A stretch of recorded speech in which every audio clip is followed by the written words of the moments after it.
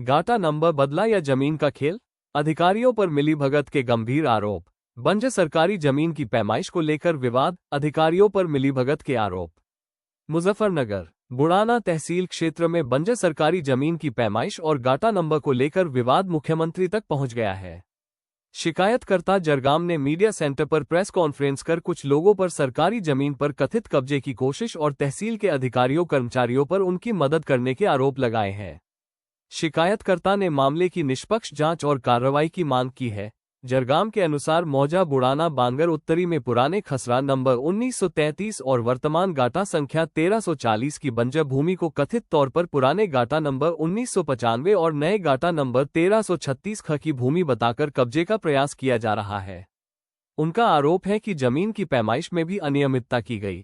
शिकायतकर्ता का दावा है कि सही केंद्र बिंदु से पैमाइश करने के बजाय करीब 2 किलोमीटर दूर से पैमाइश की गई, जिससे जमीन की लंबाई में करीब 50 से 55 मीटर का अंतर आया। आरोप है कि इसी कथित गलत पैमाइश का फायदा उठाकर निजी लोगों को कब्जे और निर्माण का रास्ता दिया जा रहा है। उन्होंने बताया कि पूर्व में भी इस जमीन पर कथित कब्जे किए गए थे। शिकायतों के बाद तहसील और चकबंदी विभाग की टीमों ने पैमाइश कर कुछ कथित अवैध निर्माण हटाए थे। शिकायतकर्ता ने लेखपाल समेत तहसील से जुड़े अधिकारियों पर भी गंभीर आरोप लगाए हैं। उनका आरोप है कि उनकी गैरमौजूदगी में पैमाइश कराई गई और रिपोर्ट व नक्शा उपलब्ध नहीं कराया जा रहा। उन्होंने मुख्यमंत्री से मांग की है कि किसी अन्य तहसील के राजस्व एवं चकबंदी अधिकारियों की टीम गठित कर निष्पक्ष जांच कराई जाए। फिलहाल ये आरोप शिकायतकर्ता की ओर से लगाए गए हैं। संबंधित अधिकारियों का पक्ष सामने आने के बाद स्थिति और स्पष्ट होगी। जी, क्या नाम आपका? मेरा नाम जरगाम है। आज मीडिया सेंटर पे पत्रकारों से वार्ता की आपने, क्यों की, क्या पूरा मामला है? मामला है जी, बुढ़ाना बांगर उत्तरी में शफीपुर पट्टी रोड पे बंजर का नंबर है। उससे कई बार पहले भी कब्जे हट चुके और ये पैमाइश जो उन्होंने करके दी थी उसके आधार पे धारा 67 की कार्रवाई करते हुए उन पर बेदखली के आदेश भी हुए हैं। अब उस नंबर को पटवारी ने और नायब तहसीलदार अमन कुमार ने बदल के 50-55 मीटर का अंतर ला दिया।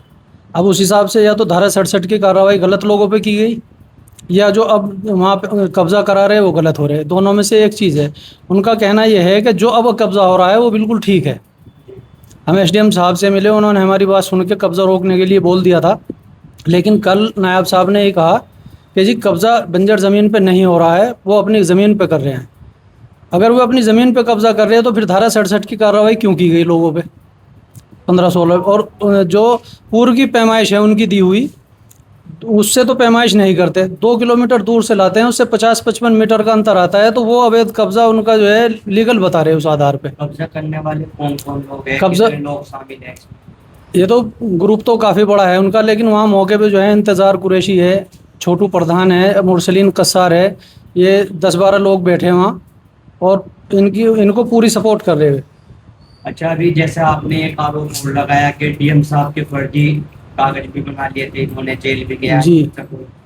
कौन गया था, किसने वो दूसरे प्रकरण में गया था, इसी तरीके के इसी ग्रुप का आदमी है वो। उसने डीएम साहब के फर्जी आदेश बना के हमारी ही ज़मीन पे कब्जा लेने के लिए अपना वो बनाया था कि इनका कब्जा हटा के हमारा कब्जा दिलाया जाए। अब वो हसन अहमद के साथ मिलके एक वो और एक से उनके सहयोगी हैं, वो बेनामे कराते हैं उनसे। ज़मीन थी उनकी उसके हिस्से की लगभग 30 बीघे दोनों भाइयों के और बेच चुके हुए लगभग 70 बीघे से ऊपर, जिसके हम रजिस्टर्ड बेनामे की कॉपियाँ निकलवा के दे चुके हैं। 28 जनवरी 2025 से वो पेंडिंग है और वो उसके आधार पे कब्जा करा रहे हैं।